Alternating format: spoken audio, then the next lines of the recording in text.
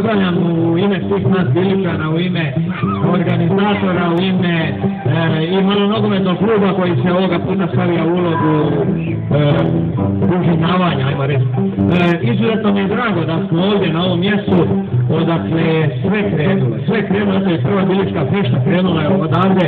Svi vi dobro znate kako sada izgledaju Biličke fešte, koliko ljudi, koliko zabave i veselja.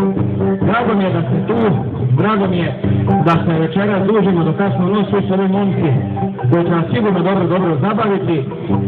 Hvala organizatorima koji su pokrenuli, jer kažem, prva Bilička fešta krenula je upravo odavde.